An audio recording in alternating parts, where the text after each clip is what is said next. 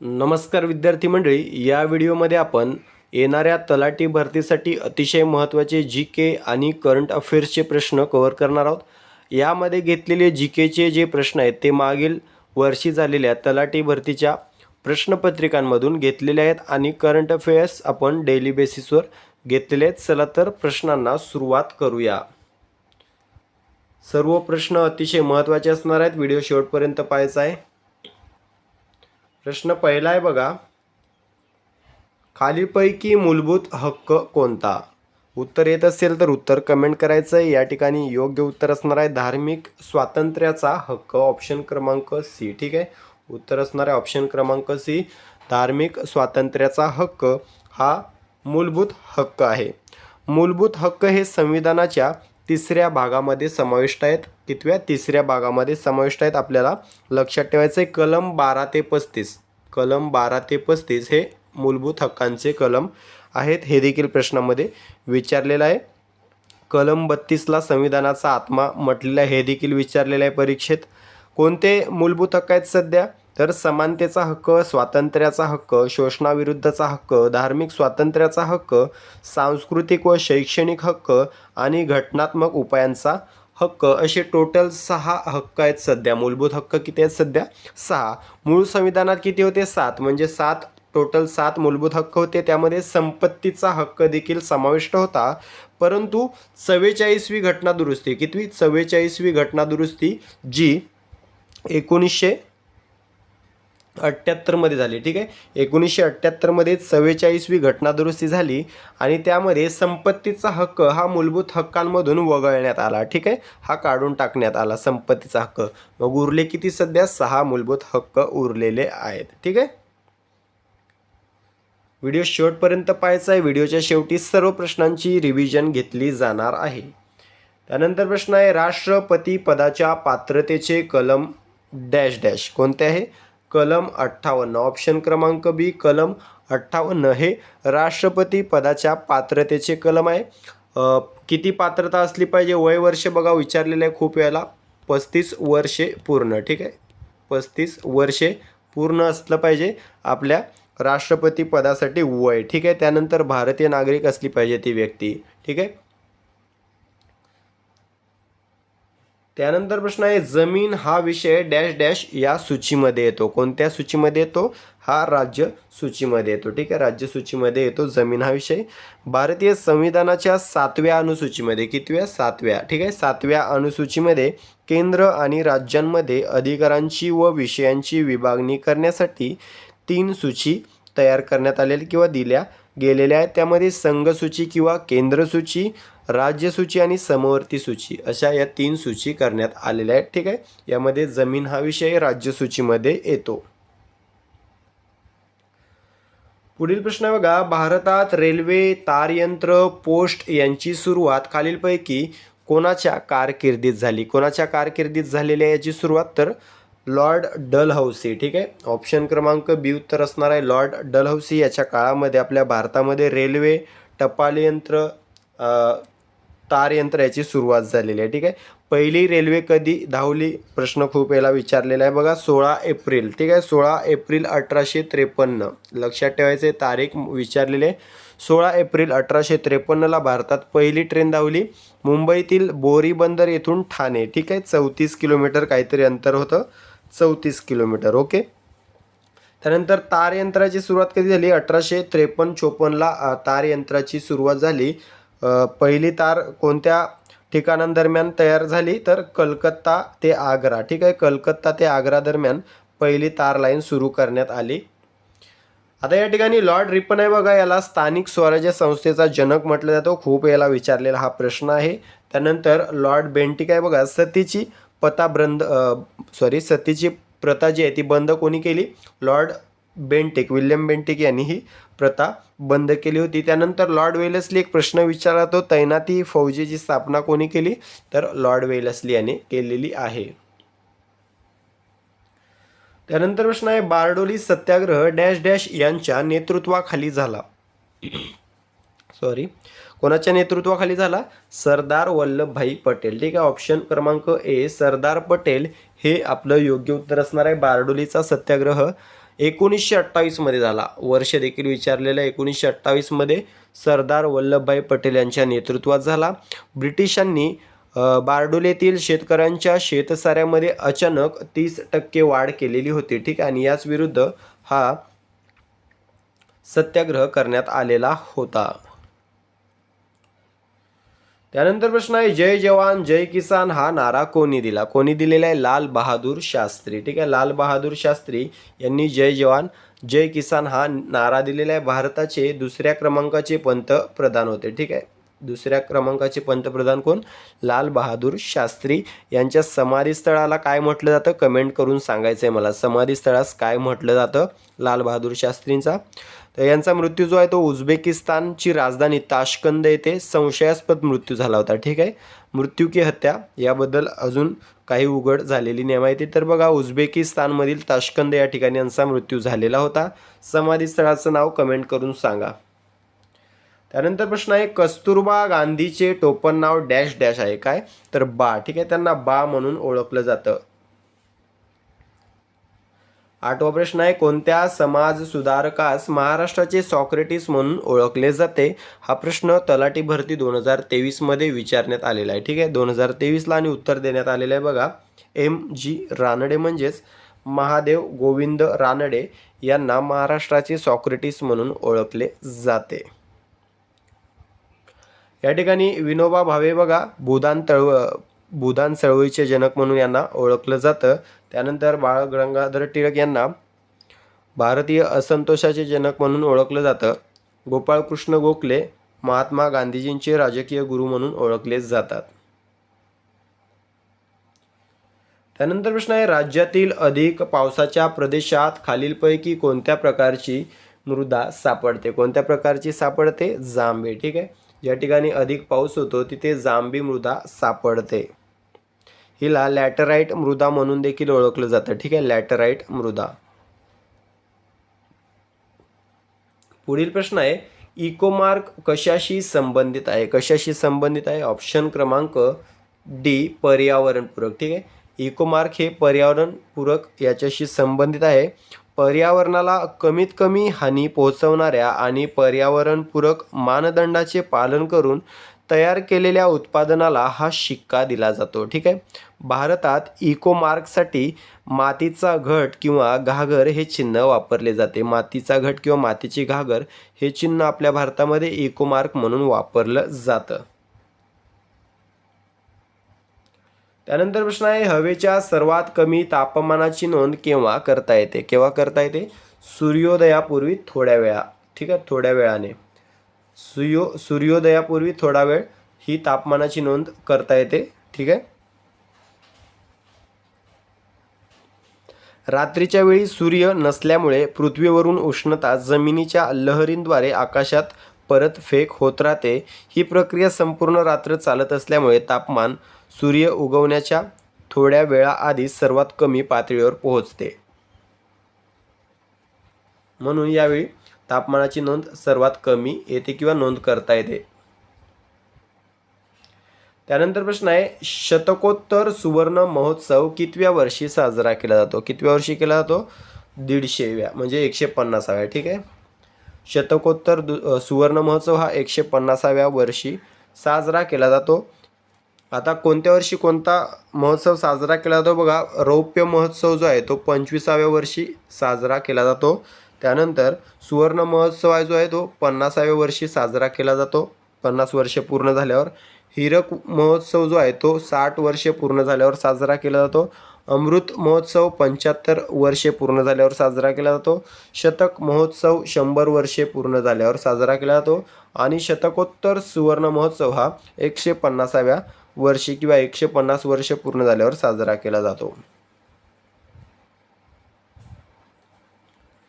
त्यानंतर प्रश्न आहे, खालीलपैकी कोणत्या राज्यात प्रसिद्ध मुळांचे साकव, वेलींचे पूल किंवा लिव्हिंग रूट ब्रिज आढळतात? हे मेघालयमध्ये आढळतात. ठीक आहे. मेघालयमध्ये झाडाची जी मुळं असतात ती एखाद्या नदीच्या किंवा कालव्याच्या या बाजूने त्या बाजूपर्यंत जातात झाडाची मुळं, आणि हेच नॅचरल साकव म्हणून ओळखले जातात. त्या ठिकाणी याच्यावरूनच तेथील लोक प्रवास करतात. ठीक आहे. नदी क्रॉस करण्यासाठी. आता मेघालयची राजधानी आणि सध्याचे मुख्यमंत्री मला कमेंट करून सांगायचे आहेत. त्यानंतर प्रश्न आहे, खालीलपैकी कोण परिसंस्थेचा प्राथमिक ग्राहक किंवा भक्षक नाही? कोण? तर या ठिकाणी दिलेल्या पर्यायामध्ये साप हा परिसंस्थेचा प्राथमिक ग्राहक किंवा भक्षक नाही. ठीक आहे. बाकी मेंढी, ससा, हरिण हे प्राथमिक भक्षक आहेत. ठीक आहे. तर आता या ठिकाणी मेंढी, ससा, हरिण हे सर्व प्राणी वनस्पती खातात, म्हणून यांना शाकाहारी किंवा प्राथमिक भक्षक म्हणतात. ठीक आहे. त्यानंतर प्रश्न आहे, वाहनांच्या इंधनामध्ये खालीलपैकी काय शक्यतो जैविक इंधन म्हणून मिश्रित केले जाते? सर्वांना माहिती असलं पाहिजे, इथेनॉल. सध्या देशात याची चर्चा चालू आहे बघा, E20 म्हणून. ठीक आहे. E20मध्ये 20% म्हणजेच पेट्रोलमध्ये 20% इथेनॉल मिक्स करण्यात आलेलं आहे. तर इथेनॉल हे इंधनामध्ये जैविक इंधन म्हणून मिश्रित केले जाते आणि आपल्या भारतात केलेलं आहे आता 20% पेट्रोलमध्ये. ठीक आहे. त्यानंतर प्रश्न आहे, पुढीलपैकी कोणते रसायन किंवा वायू हरितगृह परिणामास कारणीभूत आहेत? कोणते?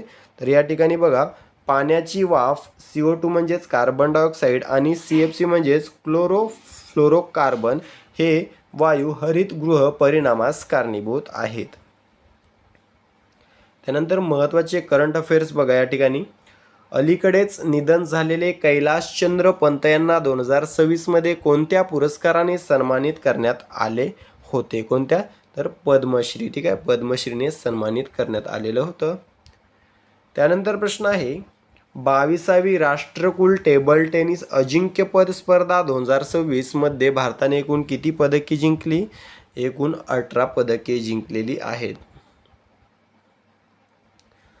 त्यानंतर प्रश्न आहे, कोसपार विक्रम साराभाई पदका याने सन्मानित होणाऱ्या पहिल्या महिला भारतीय शास्त्रज्ञ कोण ठरलेल्या आहेत? कोण ठरलेले आहेत? डॉक्टर अन्नपूर्णी. ठीक आहे.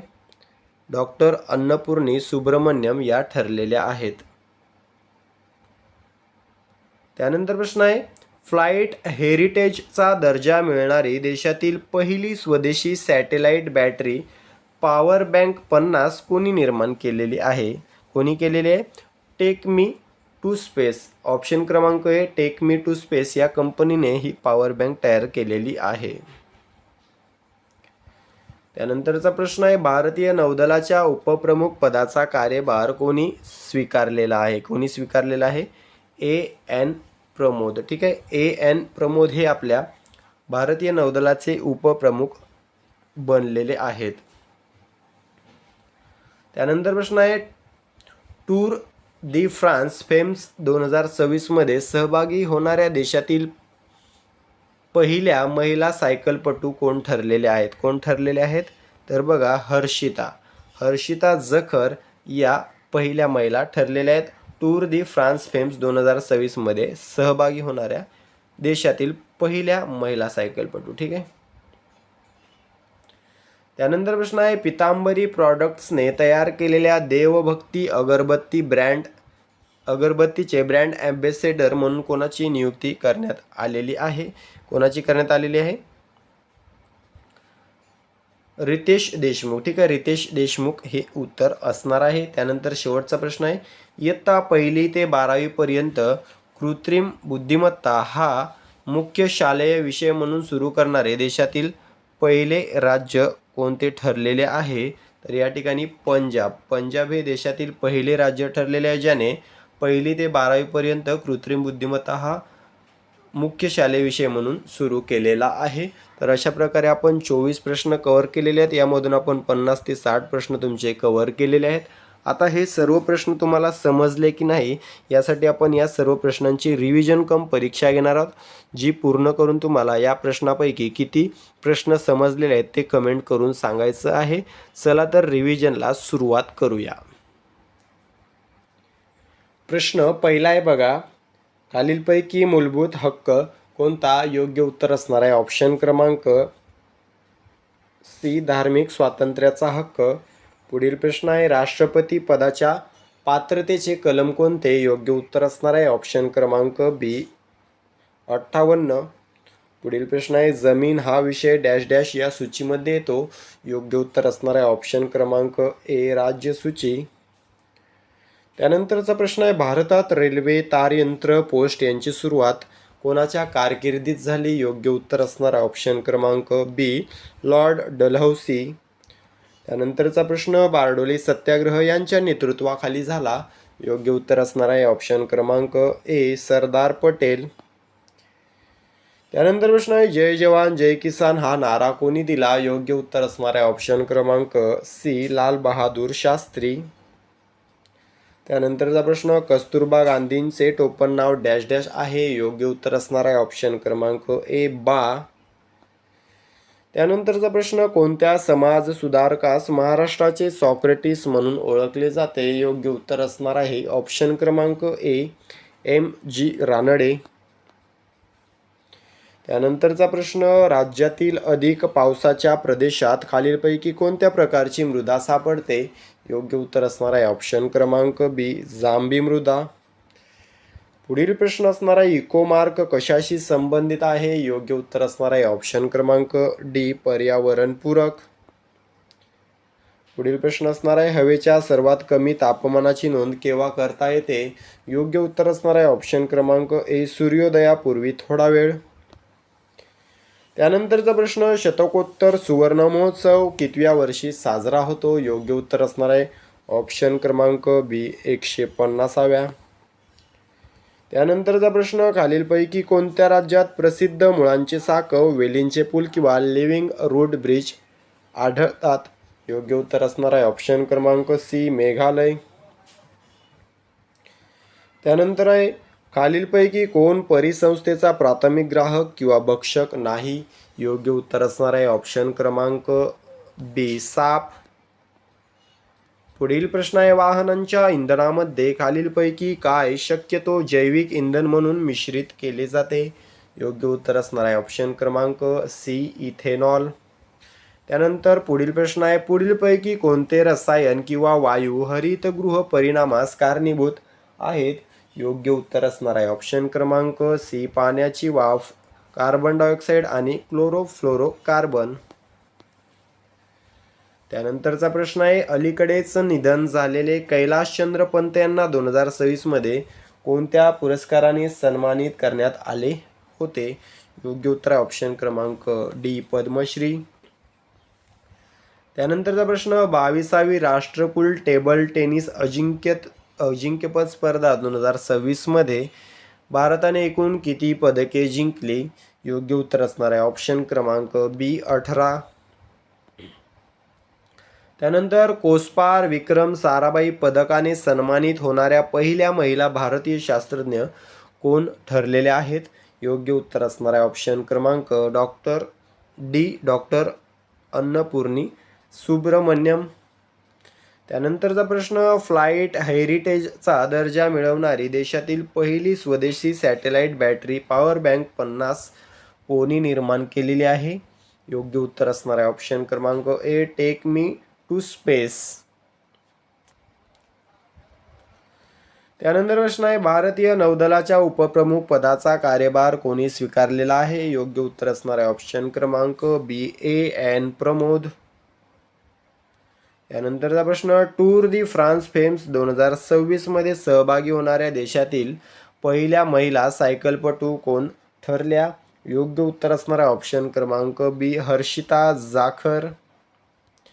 त्यानंतर पितांबरी प्रॉडक्ट्सने तयार केलेल्या देवभक्ती अगरबत्तीचे ब्रँड ॲम्बेसिडर म्हणून कोणाची नियुक्ती करण्यात आलेली आहे? योग्य उत्तर ऑप्शन क्रमांक ए, रितेश देशमुख. शेवटचा प्रश्न आहे, इयत्ता 1ली ते 12वी पर्यंत कृत्रिम बुद्धिमत्ता हा मुख्य शालेय विषय म्हणून सुरू करणारे देशातील पहिले राज्य कोणते ठरलेले आहे? तर योग्य उत्तर आहे ऑप्शन क्रमांक सी, पंजाब. अशा प्रकारे आपण 24 प्रश्नांचे विश्लेषण आणि रिव्हिजन या ठिकाणी कव्हर केलेले आहे.